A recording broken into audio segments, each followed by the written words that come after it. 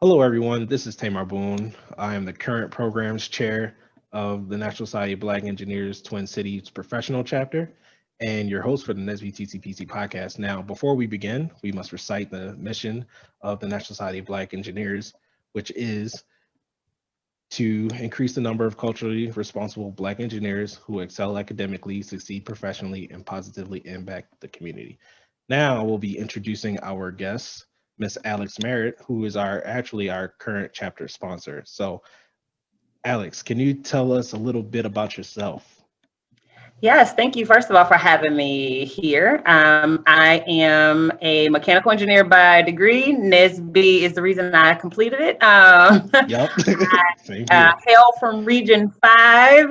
Happy to currently reside in Region 4. And as you share, the chapter advisor for the TCPC chapter. And so you guys have done a phenomenal job. So again, really excited to be here. Thank you. I've been in NSBE, feels like forever. I'm lifetime member number 220. So serious about this NSBE mission and everything that we're doing here. Like I said, I owe a lot of my success in engineering for sure to NSBE. Cool. Yep, same here. Like, I know for me, I as soon as I got into college, like I was kind of ingrained. Definitely know if it was like literally I attribute all my professional success to NSBE. Like literally how I got all my internships, my first job, my current job now, like literally all through NSBE. That's how I met. I mean, I'm my current professional role. Was an internship through NSBE, and I've been with them full time for 17 years. So. Oh, that's good. So, yeah, I'm about to say I literally just switched jobs after only being there for 3.5. Cool. So to those who don't know you, you have the nickname, the Love Engineer, that we like to give you. You give us our good talk on every February, talk about love and things like that. From that perspective. So how did you get that nickname?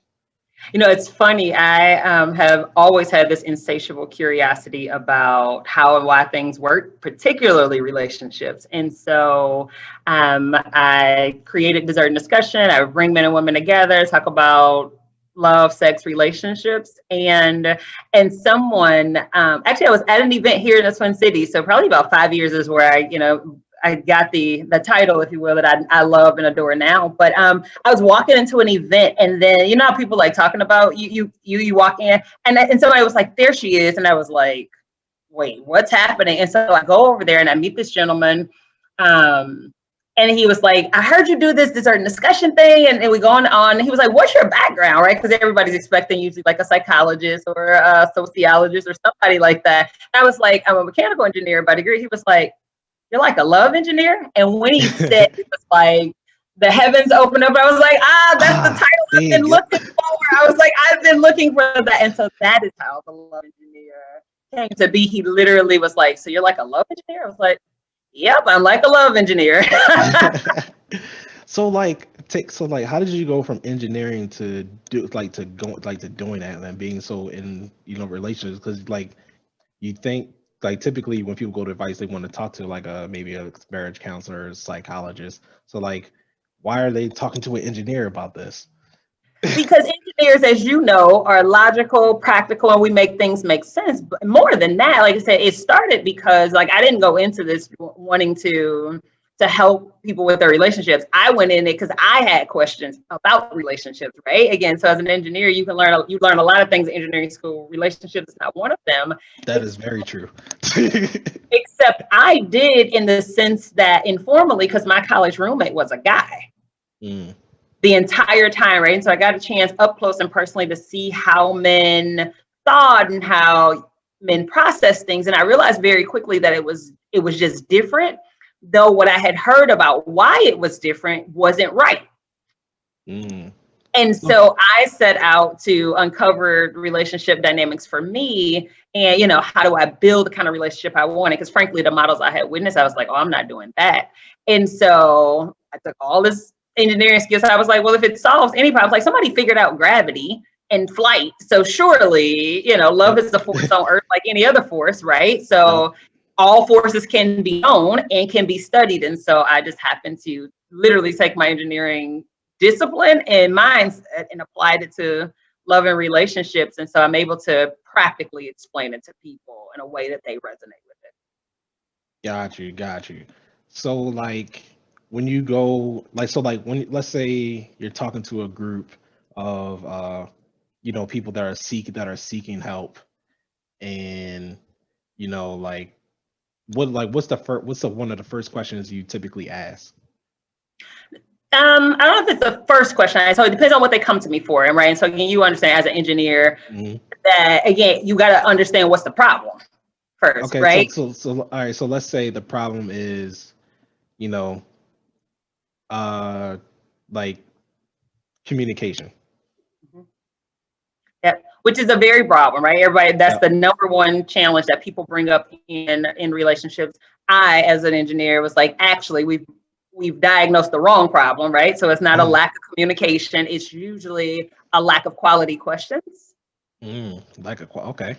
And so hence the reason I created the War on Love card games for that reason, right? Because again, most people say, well, we don't talk. It's like, no, it's because you don't prompt. You don't have anything to start the conversation with. So therefore, it's not a lack of conversation. You just didn't start a conversation. And so I created the War on Love games to give people provocative topics or things to explore so that they can get the insight that they want. But if it's, hey, I'm having communication challenges between my partner, then what I first understand is, again, what is that challenge? Because oftentimes what the issue is, and it's a whole program I've created called Connected Communication now for corporations, because the same problems that men historically had in bedrooms are now showing up in boardrooms now that more women are there. Right? Because changing where we communicate does not make us better at communicating. Yep, that's very true. Yeah, and so I've created that again to help men and women understand how we do it differently, because again, everybody wants to pretend like there's no differences in the gender. That's not true. There's significant differences in the genders, and you need to understand those in order for you to facilitate great communication and connections between them. Got you. So so you're not one of those like all women are equal type feminist type? No, all women are equal, and we are equal to men. But one of the fundamental principles I help people understand in connected communication is equal doesn't mean identical. Got you. Okay. Right. And again, we know this is like a pound of diamonds and a pound of gold. It's a pound. Equal value, yet not equal material. Right? Or even simpler, which is which is in the corporate program that I offer as I teach gender dynamics and helping strengthen gender relations, is that $1, if I say $1, most people have an image that pops into mind, right? What image just pops into mind for you? George Washington. Exactly. So, and when I say $1 is a value amount, dollar bill is a format. Yep. True. However, dollar pennies. Dollar worth of pennies. I can have 100 pennies. I can have 10 dimes. I can have 4 quarters. I can have 20 nickels. That is also equal to $1. Yep. The problem is that we have locked in this idea of equality, meaning identical. And so we set up systems designed for the dollar bill, and then the change doesn't have a chance because the system isn't built for the change. Okay. Got it.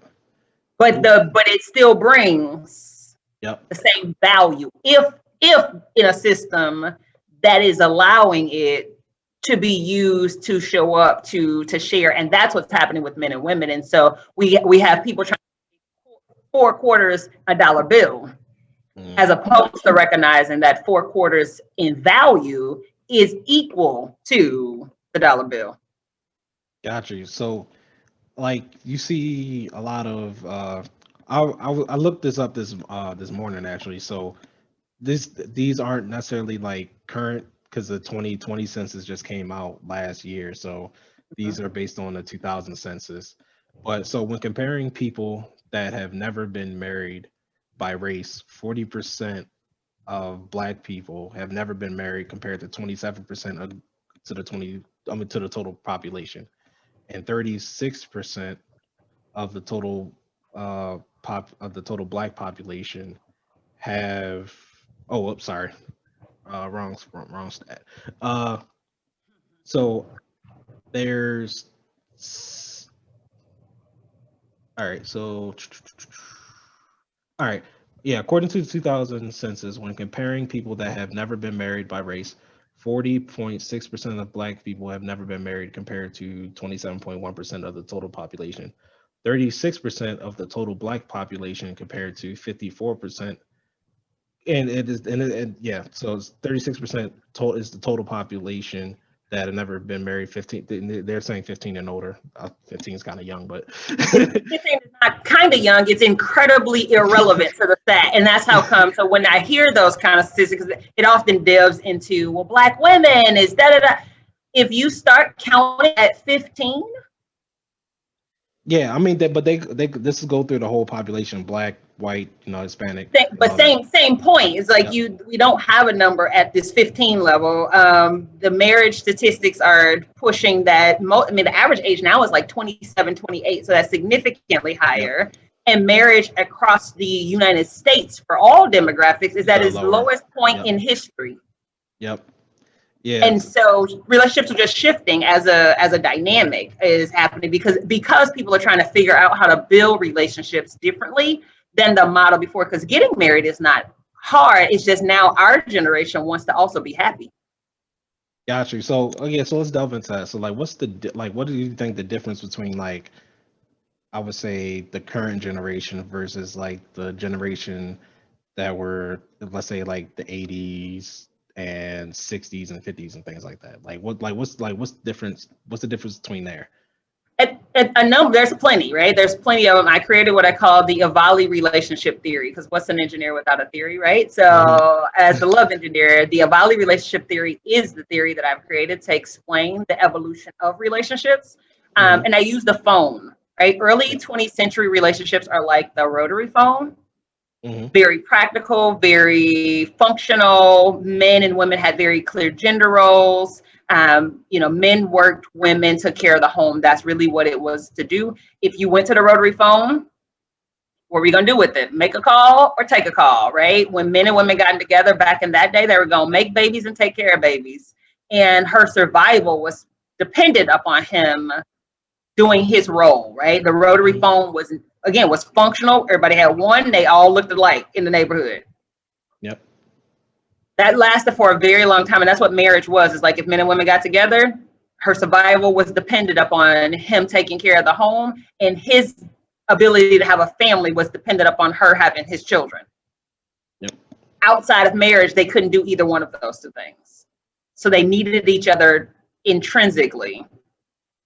And so marriage boomed. Society expected it. You fast forward to the latter 20th century, and you end up with relationships like the cordless phone. A little more functionality. We still have very clear expectations. You learn by using it. If it doesn't work, just like the just like the rotary phone, you didn't pay the bill, or you need to plug it in. That's really all. I mean, the only reasons. But again, the gender roles were still very specific. You keep coming forward, and here we are in the 21st century, and our relationships are like smartphones. Okay. There's nothing intuitive about them. And some people have them just to play games. True. And so you can't take anything for granted. But now we have so many more capabilities of it. If you understand how to do it, you do have to know what you want to do with it before you get it, because that'll dictate which one you get. And so I think that's fundamentally different. And what that means is, so now with more and more women having her own agency, not depending on a man for her survival, thank God, now we can come to relationships as equals, to build partnerships, to build unions, as opposed to somebody coming into a relationship with it built in as, I am superior to you. Because when your survival is dependent upon me, then your survival is dependent upon me. And so today, relationships aren't built on survival. They are built on shared interests and desire to be together. And now that's forcing people to have to dig and get clear about who they are and what they want, which is why, I create things like the ID Declare Love conference that's coming up, because again, we just haven't had a place to learn how to do it. Whereas before you didn't have to learn how to use the phone. You knew how to use the phone because you watched people do it, and it was the same everywhere you went. Today, I can have an iPhone and you can have an iPhone, and I can't do anything on your iPhone. True. Yep. Yeah. So like, why, like, like that's those relationships, uh, like the way you described it is true for all, races. So like, why is it so high? Why is the divorce rate and separation rate so high in the Black community? I think it's because we refuse to be unhappy. So we've seen what happens when you stay together. Many of us, I mean, it really saddens me on some level because on one hand, there's this celebration of longevity with no connection to your satisfaction, no connection to your happiness, no connection to your well-being even. We celebrate longevity for the sake of longevity, but if we're honest about it, for many people, when I hear them like, I want, my grandmama and them were together, whatever it is, 40, 50, 60 years. But then if I do one click and like, do you want the quality of relationship that you witnessed them have? The answer is no. They don't want that relationship. They just want the time that relationship endured. And so I think where the divorce rate is so high is because people now don't have societal expectations that say you should stay miserable to just say you have a partner. Okay, so how do you fix that problem to make people, well, not say make people, but like to where people find people that actually make them happy and actually want them to stay together? Yeah, is the changing. So again, I think I told you about, it's like the whole conference I'm creating is one, we got to teach people how to love and be loved. And the first part of that is realizing that nobody's job or capability is to make you happy. Happiness is an inside job, right? So we have this whole framework of relationships that is actually faulty. Right? It's like, how do you build a house and make it stable when the foundation is sand? Okay, so, well, most people, okay, what do you think? So like, I've had this conversation with my current girlfriend, and we were like, so like I would ask her, or like just ask people in general, just like, what is the purpose of marriage? Because to me, like, people say to get married because of love, but I'm just like, nah, that's not the right reason to get married. Like at the end of the day, marriage and it is pretty much a business transaction in my view, right? We're coming together as one and we're building assets. Obviously, the love's got to be there in order for it to work, but like that shouldn't be the foundation, in my opinion. I disagree. Yep, I disagree fundamentally. Because again, if you want a business partner, you can get that outside of the confines of a marriage. Yep. And so the purpose of the marriage has to be something bigger than just business. It has to be something bigger than just babies, because you can do all of that outside of a marriage. And so the purpose of marriage, again, gets to be defined by somebody, but love has to be the foundation, because again, we discount the value of love. But the reality is, it is love that keeps it together. It's not love is what brings the marriage together. It's not what sustains the relationship. Now, the relationship has to have other values and other things. We got to still pay bills and eat and that kind of stuff. But if the foundation isn't love, then it doesn't last long either way. True, but it's just like, all right, so, but like I can love somebody, but like why, what is the point for me as a guy, right? Especially with, divorce laws being what they are, like why should I want to get, like why should I I want to get married at some point, but like for me, the way things are, like if this thing ends in a divorce, and my parents' relationship, it didn't end well, so like they're like this, like I don't necessarily have a good example of relationship working well, and I'm just like, all right, so I'm just like, all right, I know that a lot, it's, well, like I said, in the Black community, a lot of the divorce rates typically higher. I mean, it's higher overall now, like in the way the divorce laws are, like by me getting married and it not working, chances are, the way things now are, pretty high. Why would I set myself up for that, potential failure and end up ruining my life because of that? Yeah, no, and you shouldn't going in honestly with that saying. You have to be able to answer that and see the value. So it's kind of like the same thing, right? It's like going to engineering school. Like, why would I go to engineering school. It's the hardest major there is, undergraduate. It's going to be long, but you see value outside of it, though you're going to endure the journey of it, even if you don't, it's not well. And when relationships, and that's why I teach a lot of relationship development, because again, we have to intrinsically know why it matters to us, not some external, like because somebody said I should, or because there's no answer I'm going to give you, because you're right. You have a model that says, hey, according to these statistics, here is the thing that is generally, it only is an intrinsic deal. And so if it's not to build a more powerful, to enter into a divine union is my word, because marriage as the traditional marriage, I don't want no parts of it personally. That's just not my thing. Traditional in the sense of like the religious context, or traditional in the religious, traditional in the religious expectation context, right? So marriage comes with so many expectations. Yeah, because I didn't know if you were talking about in a religious context or just like the reason why marriage was created in general, which is mainly just to have lineages and stuff like that.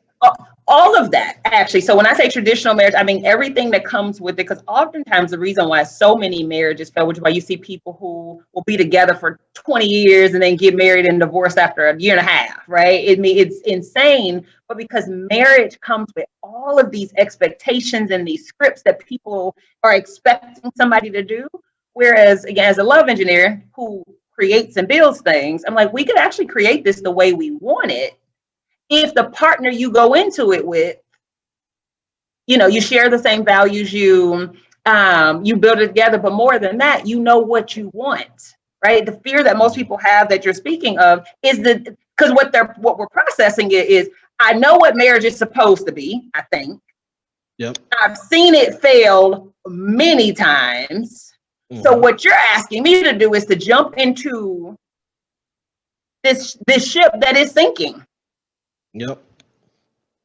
Yeah, or I get to build my own ship, set out on the seas of love, confident that the boat I created, I at least know how I built it. So if we run into some challenges, we know how to repair this. I don't know how to repair you deciding if you the lead head of the house or who gonna cook, or because those are not, I didn't create that.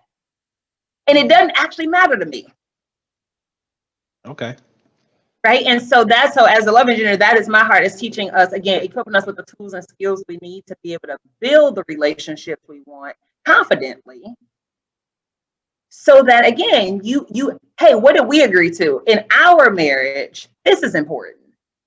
And then we can revisit that, as opposed to like, no, if you're married, you're supposed to do this, right? Anytime there's supposed and shoulds, and marriage comes with a lot of those in the traditional sense, then it's a flag for me usually that you're not living your life, you are living somebody else's script. Got you. So what would you, so are you religious at all? I am. I'm a Christian, baptized in the Jordan River, the whole nine. So if you grow up in that sense, like, and technically as Christians, we're supposed to follow, marriage according to the Bible. Like, I feel like what you're saying kind of conflicts with that traditional sense, right? It does. Yeah. So yeah, like, it absolutely does. So I guess like for those, people that are, I guess religious and follows that particular type of ideology, like how do they go into marriage and not necessarily in like, like they want to, live in accordance to their, their doctrine, mm-hmm. But they don't want to have that same kind of, expectation or, like comes to all that marriage is supposed to have according to their doctrine, but it's more or less like more flexible. Well, I wouldn't say more flexible, more in accordance with what makes them happy, because at least nowadays, given the opportunities that women have, like I feel like this is just to me from my observation. I feel like a lot of the women would nowadays, given the fact that they have options to do other things, they would never be happy in that traditional sense. That is correct. So like I said, it's for the powerhouse women that I serve. Again, it's for women who refuse to settle, shrink, or struggle. And it is interesting when Christian folk use the Bible as a reason, because first of all, the marriage formula that we know is not from the Bible. That's very true. So first of all, it didn't come from there. That is man-made, the whole format, actually. And so first of all, it's like we can stop that story because that's not biblical. There is no Bible wedding, just none of this, right? We've created that. Oh, and by the way, in that same Bible, it talks about slavery, but somehow we've decided that that's not okay. Yep.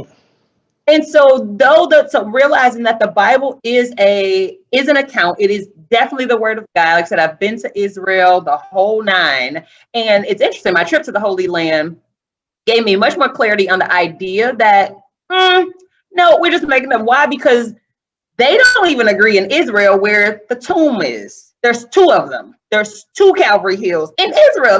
The place is as big as New Jersey. It's not a big place. I was like, wait, how do we get this wrong?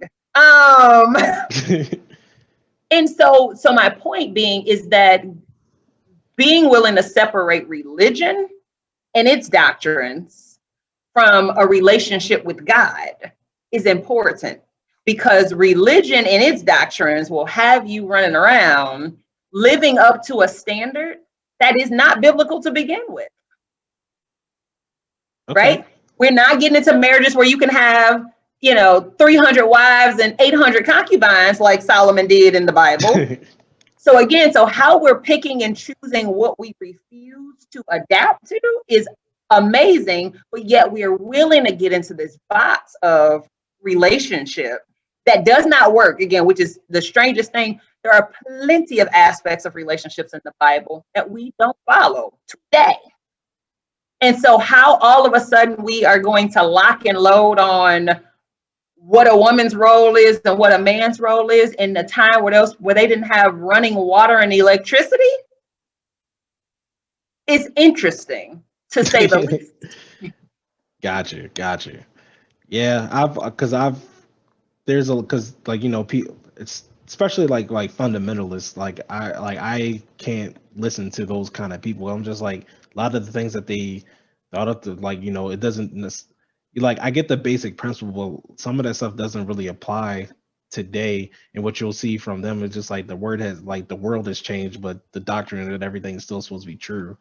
And I'm just like, I don't know, how do you live a happy, fulfilling life like that? Yeah, the spirit of God is within everybody. Is what is according to all the books, right? Is that so? If God lives within me, then I can access that God, same spirit, same power, and then know that God didn't put me here to be miserable. There's no way. Yep. And so being willing, it takes courage though, because it's easier to jump into the traditional format, have it fail, and then blame the structure. Okay. But as you decide, I get to create this relationship the way I want it, it requires a different level of responsibility and accountability to be the man that I know I'm created to be the woman I'm created to be, and also being willing to break from the tradition of society, right? Because one of the common ones that comes up is like, who's gonna cook? I know plenty of men who are like, I actually like cooking. I'm fine with it. I don't mind cooking. I don't like doing the dishes, but I like. Right. So then we can talk about, hey, in our marriage, I mean, we have to eat and the house has to be clean. In our marriage, let's talk about how that happens. For some people, it's like, we're gonna bring in a chef and a maid. And if that lets us be happy in our marriage, then it is successful. Versus this, the man has to cut the grass. Why would that be the case when the little boy down the street will make $20 to cut it for you, and you can go do something else with your time? A lot of the things we now know as traditions are because they were necessities for people back then, right? It's like he bought her a vacuum cleaner and she thought it was the best thing ever because she was cleaning that carpet with a broom. Yeah. So a vacuum cleaner is a step up from the broom. He gave her time back. You buy me a vacuum cleaner today, I'm like, yeah, no. Why? Because I have a vacuum cleaner. Gotcha. And so it's just recognizing, again, back to as an engineer, I'm like, let's talk about costs, and then we can talk about effect, right? But oftentimes what men and women are doing is they're performing effects and not getting the same outcome that they witnessed somebody else give, right? It was like, oh my God, I remember my mother was so happy when my dad bought her a vacuum cleaner. I don't get why you're not happy for me buying you a vacuum cleaner. I did what my dad did. Yep. Right. So they're just copying, and that copy paste model in a relationship doesn't work if for no other reason. It's because you aren't your dad and that's not your mother. True. So I guess another question I had was like, so like I know, like I said earlier, like marriage is kind of like a business relationship. Like you can find love and not necessarily get married. You can find all the things that you want and not necessarily get married, right? So I mean, you can have long-term relationships and that don't end in, that marriage certificate or whatever. As far as, let's say, as far as because like you ask a lot of women, at least women my age, that I would say that aren't, I mean, they're educated, but like maybe they're out in them streets. they'll be like I'm the prize. Like when you ask them like what do they offer or bring to the table, like I am the table, I am the prize. And right then I'm just like from a dude that's and they want dude that has six figures and stuff like that. And I'm just like I'm just like, how, why do you need six figures? Or like why do you you want these things, but like what are you doing to attain, to like attract a guy that has those kind of, those things that you're looking for?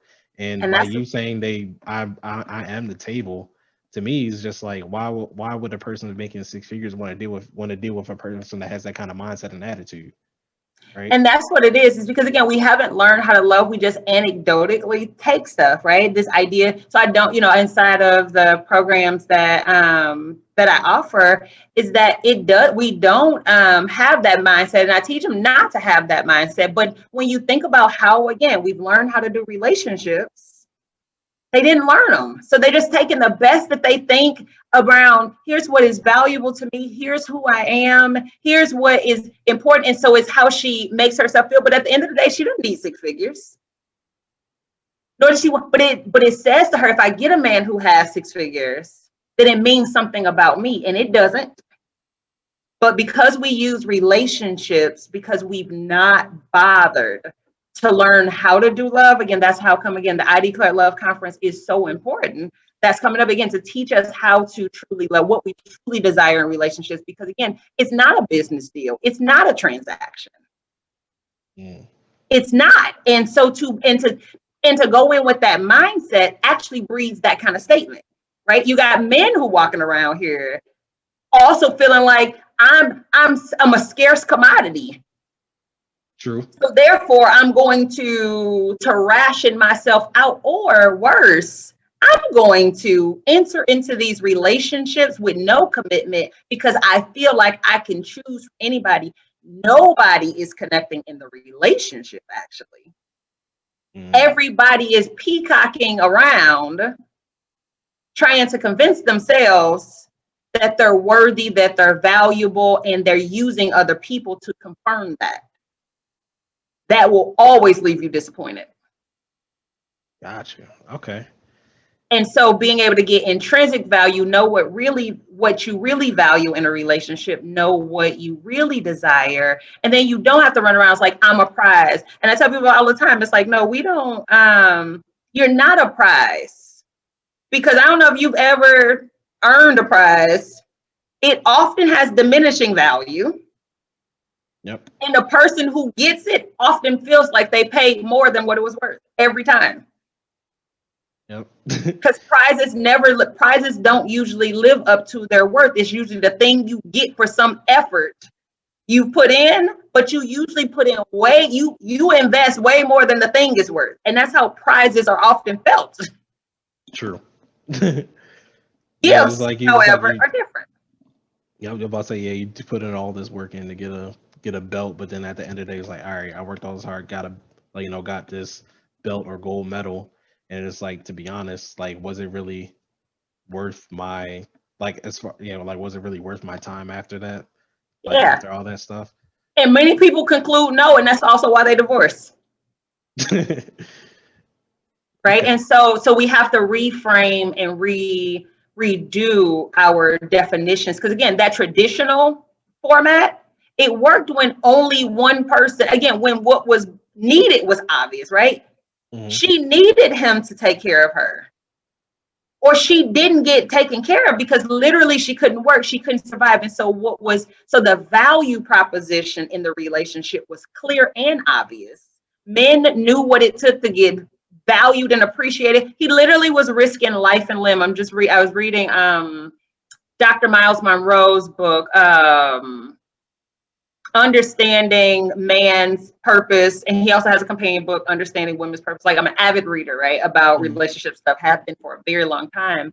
But in there, it talks about how traditional relationship models, because men want to be respected, period.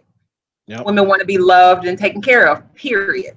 But in the traditional model, it was easy to do because the man, inherent in his work was, I'm also providing for this family. I'm taking care of this woman who without me would not be taken care of. He got the honor and the respect he needed just because every day he got up and went out and came back home. That was proof positive that he cared about her, that he was going to take care of her. And she appreciated that because it was obvious what was happening, right? And the value that was being provided. He would come home to a clean house, a whole meal, and healthy children. It was obvious the value she was providing to his life, right? And so it was just this easy exchange. Whereas today, we still need relationships. We still need each other. Yep. Right? And that does not go away. But now, inherent in the exchange for how we're getting together, we are asking ourselves this question. It's like, why would I be with you? But the real question is what do I value and what do I want to create in a relationship? Because again, contrary to popular belief, there are some things you only can do inside of a relationship. So like what? Like grow in a very intimate way. Well, you don't, I mean, yeah, you can be a relationship, but like, why do you say you have to be married to do that though? No, not married inside of a relationship. Gotcha. Okay. But marriage is a deeper commitment to love. I call marrying is like declaring a major. I mean, you can switch majors. You could switch majors, which is what people do. It's called divorce and remarry. That's exactly what it's called. But realizing that marriage is simply a commitment. It's a divine union. Again, if you do it right, it's a spiritual deal. It's not just the physical thing, because on the physical plane, right, on the physical level, we've done everything that we can do. Yep. And we don't require each other. On the spiritual plane, that union is different. Yep. We move marriage from, because again, there's not a whole, which is the good thing, which is why love is important, because there's not much you have to do now, or that you need now, that you can't do independently. But yet there's nothing like a relationship. Again, I call it like relationships, places you go to grow and places you go to give. So what do you say to the guy that's just like, all right, I mean, granted, I highly doubt a woman's gonna go for this, but why not just be in a long-term relationship and just not get a marriage certificate? Same reason you go to college and you declare a major as opposed to just be general. Well, okay, what do you say to those people that don't go to college though? That's just, just graduate and that's it. Not declaring a major or nothing like that. Exactly. And you can do that. It's called being single, and you can live that life. There's nothing, again, I think that's the piece to realize. It's like, there's nothing wrong with it. You can decide for yourself what you want. The challenge is that people are afraid they're going to miss out on something if they don't do it. Because of society. So again, back to the courage required to create the relationship you actually want. But most people don't have the confidence, nor the skills, nor the relationship tools to be able to build something based on what their heart truly desires. So therefore they they go into the traditional approach. And then we start getting into, let me find somebody to do what I think a man should do or what I think a woman should do, get in it, get a man, get a woman, find love, all these search and rescue missions, only to be like, I got married. And then they get married. And the happiest day of their life is the wedding. Yeah. But that's not the way it's supposed to be. Like, that's not the way that works. And that's how come many people don't want to do it early. That's how come many people dread it. It's because nobody wants that. And now you actually have to have skills, and you got to know what you value, and you got to do love the reverse way. And again, that's what, again, in the I Declare Love conference, again, and I'm starting with Powerhouse Women because I get asked it all the time. Why are you going to teach men? I will, because again, Tamar, as you know, yep, what y'all have learned about relationships as a man is nothing. You're not wrong. we talk to our boys. We look at our parents' relationship. Most of them don't last. So it's just like, what do? And then it's like I said, it's like times are different. So it's just like, all right, like I have an idea of what it's supposed to do, but like nowadays, like how does that work when most of the women aren't like the women back then? Like how do you how do I go about,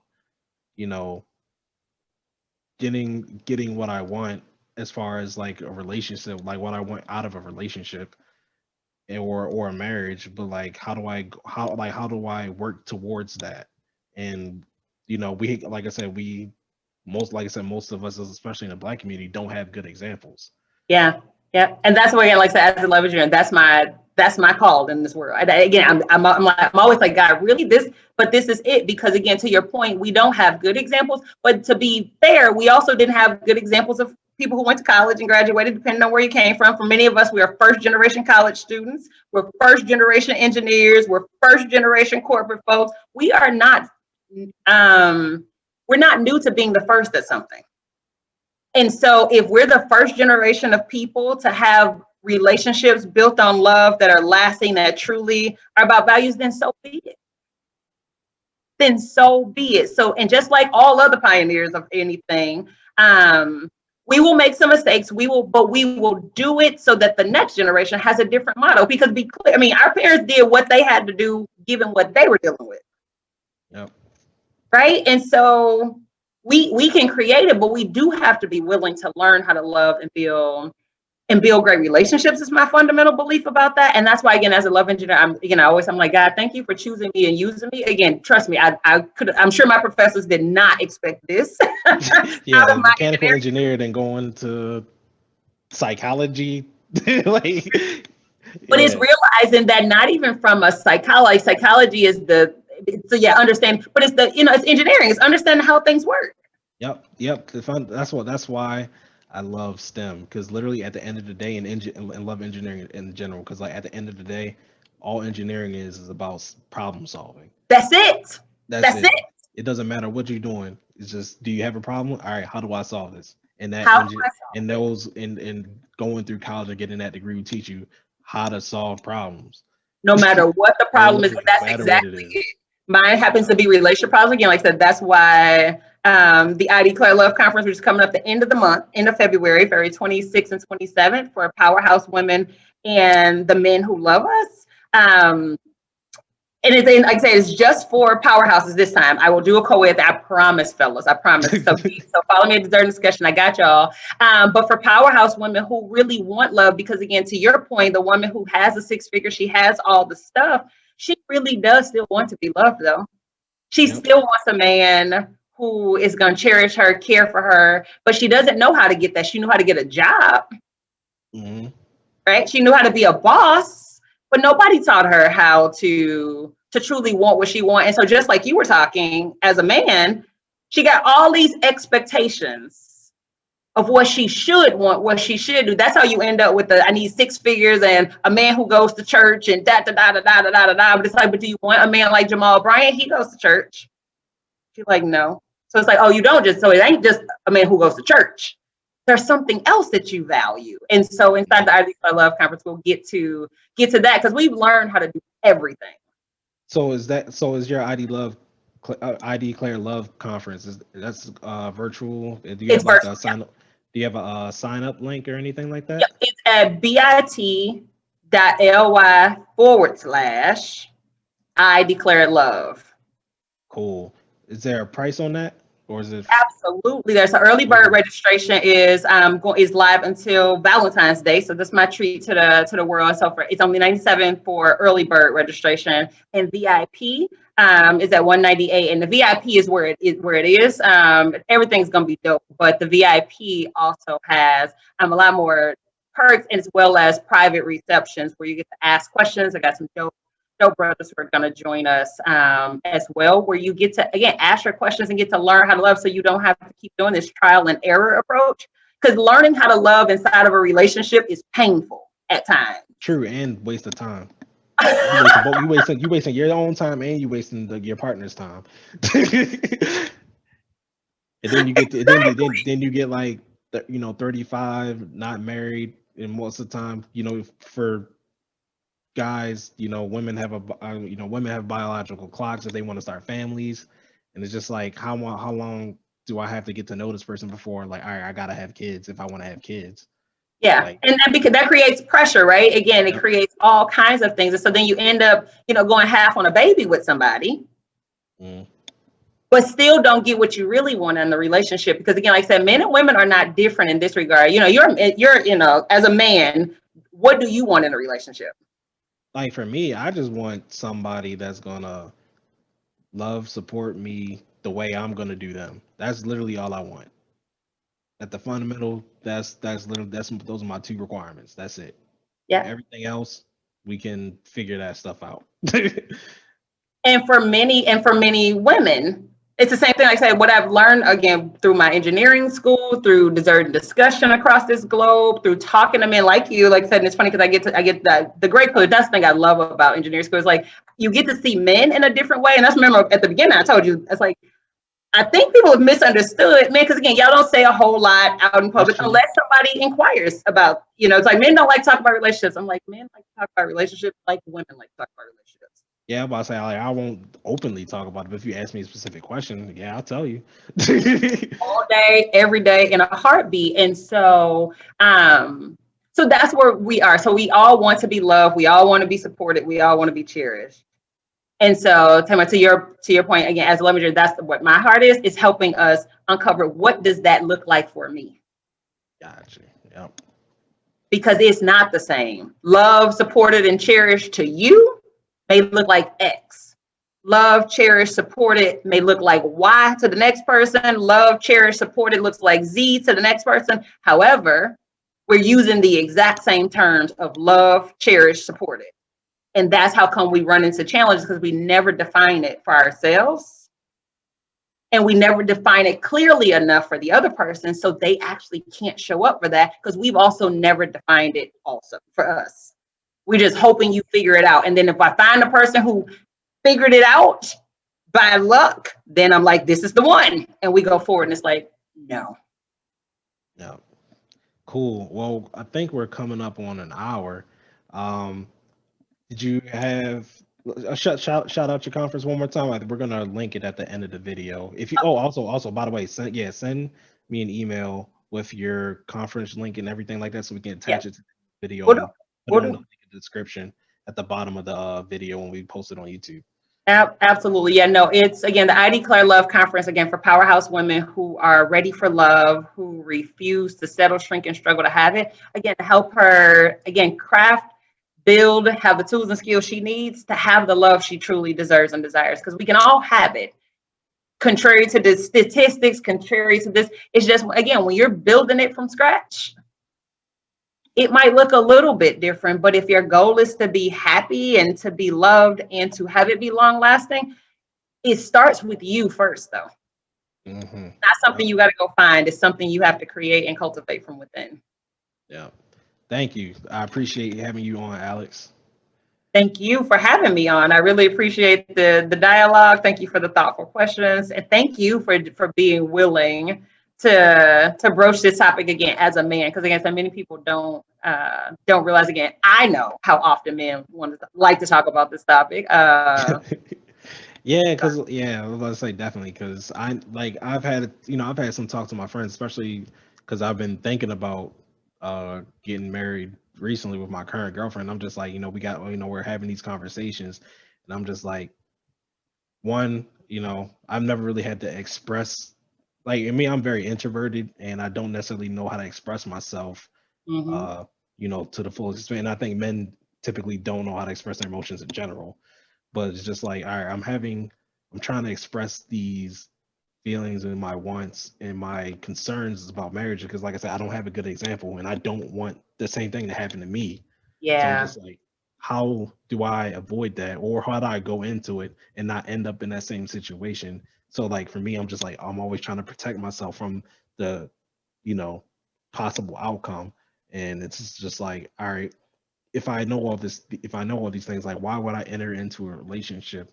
Like it's like a business type, like a business transaction. Like if or let's say I was watching a YouTube video, mediocre tutorials and reviews. I don't know if you know about their channel, but the guy on there, he was comparing marriages.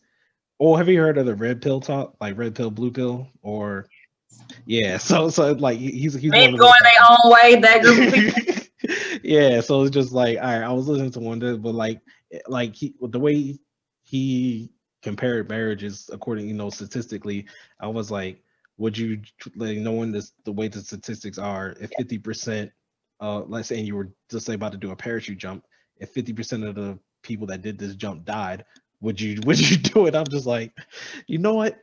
He makes a pretty good point. Like, why would I do that? You wouldn't do that, and you shouldn't do Exactly. that. And that's how come, again, the invitation though is to step outside of, again, trying to get in this traditional marriage box. And to, again, you're an engineer too. Yep. How do I create with this wonderful woman in front of me? So less about, oh my God, I'm a fail at that, more about how do we create something beautiful that serves both of us so that, again, we leave a legacy of love here. Again, like I say, you're a smart man, you're, capable on every level. And so then if I'm willing to let go of the expectations of whatever format I think is supposed to be, and I'm willing to show up with my true desires, my true heart, and then discuss how do I want to cultivate, that puts you on a different level. So you wouldn't jump at a place that has a 50% death rate. You decide a different way to see the sky. Okay. All right. I like that. Right? Cool. And you Yep. have that capability, and that is what we have to do. And so again, Einstein says it best, right? It's like you can't solve a problem at the level of consciousness that created it. Mm. So we're not here, again, that's the love engineer. I'm not here to fix traditional marriage. Mm. I am here that we can create a different format of unions in marriage so that you get what you're looking for. Kind of like the Tesla, right? Elon Musk, the Tesla, that technology has been around. Tesla invented that a long time ago, Yep. right? Yep. Yeah. And it But was actually, Elon I'm about to Musk, say, and it was better than what was out there, I think. it's always been better. Yep. Tesla invented that a long time ago. However, it would take Elon Musk popularizing it and luckily giving him credit in naming the vehicle after him. But are gasoline cars available? Yeah. Will they be available? Yes. And it's okay. Gasoline cars are there. However, Tesla is too. Yep. Takes a little bit more investment. You got to learn a few more things. It operates a little differently under the engine, but it has the same body of cars. It has similar things of that sort. And that's how, so using the quote from the Persian poet Rumi. So Rumi is my version of Tesla. Mm-hmm. And Rumi's quote just simply says, your task is not to seek for love, but to seek within and remove all the barriers you've built against it. Mm. Under that line, it's the foundation for everything I do as the love engineer. It's whether it's a certain discussion, a War on Love games, this I Declare Love conference that's coming up, it's realizing that we are not trying to redesign the gasoline car. Yep. We are creating the Teslas of marriages. And there's not a whole lot of them out there yet, but once you get them out there and people start seeing them, then people are like, oh, Yeah, it's nice. that's different. That's nice. But does it have cars and doors and wheels like traditional? Yeah. So there are some things from the traditional marriage model or the traditional relationship model that you may still incorporate, but the engine that drives that relationship can't be tradition, doctrine, or expectations. It won't run like that for long. Okay. All right. Cool. Thanks. Like I said, I think we're coming up on the hour. I think you have something else you're supposed to do. I'm actually doing it live. I have my live on, so there's people watching me do this live. Okay. So they're staring at the side of my face. Okay, yeah, I'm gonna let you turn around, say hi to people. Okay, yeah, I'm gonna go ahead and let you go. Again, I really appreciate you, and I can't wait for you to talk to our chapter during Engineers Week. Everybody's gonna look forward to that. I'm gonna post these videos. Dang, I forgot. When's your conference again? 26th through the 27th of this month. Okay, all right, cool. All right, I will make sure to get this out there. I was gonna wait till after the RGBM to post this, but since you got the you put it up beforehand, and I'm excited about the journal. It's always fun to come talk to engineers about and thank y'all for always inviting me. I really appreciate it. That's how I know, again, because not that everybody else is not credible, they are. But if you can teach the engineering group and they get it, then you got it. Is how I feel about that. Because engineers are the hardest people, period, to present to. Yeah, because we're always like, well, like I said, you think. Like just in talking to me, I'm thinking about like logically, like why would I jump into this? So now, having had this conversation, now why would you do it? For me, I don't know. I think I just gotta reflect on what you said before I give that answer. Okay, good. Okay, fair. But at least for me, before I'll tell you what I wanted before. Like the reason why I wanted to go into marriage was because I want to have kids, and I think the best way to raise them would be in a 2-parent household, under the marriage, so they can, because at least from what I see, and at least from what I see, single parent households aren't, they're not the best way to raise children. And for me, I want to be a good dad, and provide a good life for my children. So for me, I think that marriage is the best way to accomplish that. Yep. And so think about, I'll add this in, and I talk to men often, so that's a great position. And many people have that, right? That's a traditional model though, right? Because then who are you as a husband? What does your wife need? Right? Because again, you can be a good dad, and that's what many men do. They're phenomenal fathers because that's what they focused on, because that's what they think. Because more importantly, even if you didn't have a good dad, you know what you wanted in dad, so you can live up to that vision because you've always had that vision of what I'm going to be as a father.